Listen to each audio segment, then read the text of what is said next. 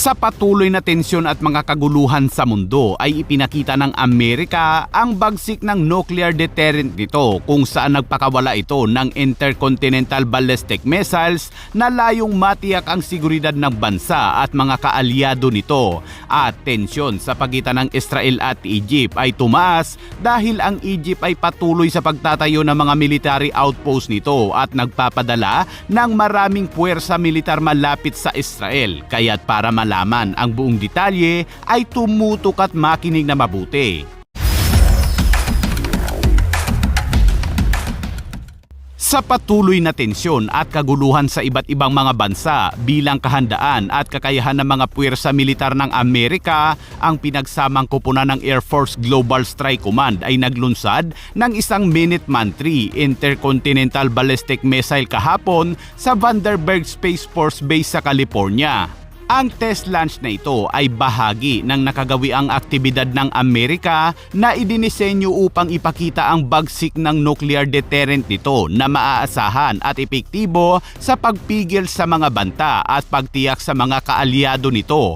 Ang pagsubok umanong ito ay bahagi ng patuloy na pangako ng Amerika sa pagpapanatili ng credible deterrent at hindi isang tugon sa kasalukuyang mga kaganapan sa mundo. Pinangasiwaan ng 377 Test and Evaluation Group ang nasabing test launch. Sila ang tanging dedikadong organisasyon ng ICBM test ng bansa na nagsasagawa ng mga pagsubok at kumukolekta ng mga data upang suriin ang kasalukuyang kakayahan ng ICBM. Sa panahon ng pagsubok sa Minuteman III ICBM ay nilagyan ito ng Telemeter Joint Test Assembled Re-entry Vehicle upang makuha ang mga data ng system at tinanggalan ito ng nuclear warhead. Ang Minuteman III ICBM ay isang kritikal na bahagi ng nuclear triad ng Amerika at ito ay may kakayahang magdala ng nuclear warhead.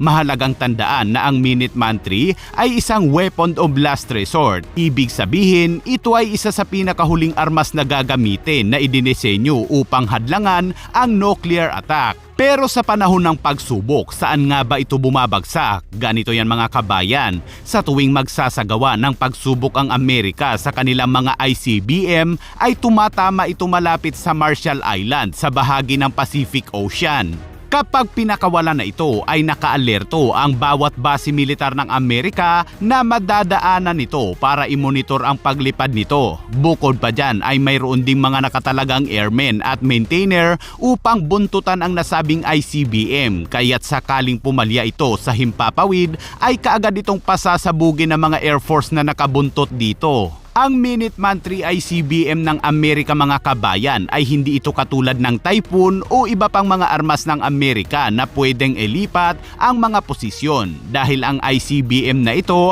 ay nakafix lamang sa iba't ibang bahagi ng Amerika pero kaya nitong abutin ang China. Ang ICBM Test Launch Program ay nagpapakita ng kakayahan sa pagpapatakbo ng Minuteman III at tinitiyak ang kakayahan ng Amerika na mapanatili ang isang malakas at kapani-paniwalang nuclear deterrent bilang isang mahalagang elemento ng pambansang seguridad ng Amerika at ang seguridad ng mga kaalyado at kasosyo nito.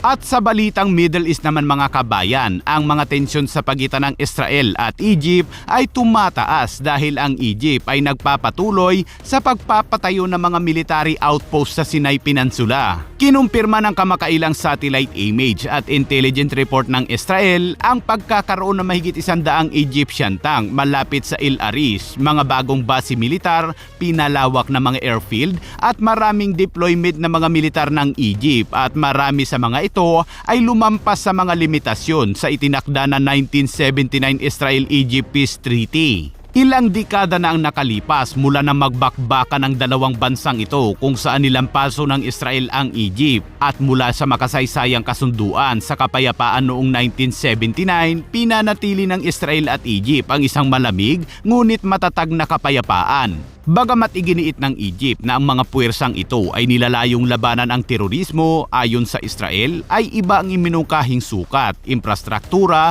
at pangmatagalang katangiang build-up dahil wala naman umanong aktibidad ang mga terorista sa Sinai. Kaya't para sa Israel ito ay nagpapakita ng isang seryosong alalahanin sa seguridad na hindi maaaring baliwalain. Ang mga puwersa ng Egypt ay dinoble ang mga reserbang gasolina at nagtayo ng mga storage facility sa ilalim ng lupa na tinitiyak na maaari nilang mapanatili ang mga operasyon sa mahabang panahon.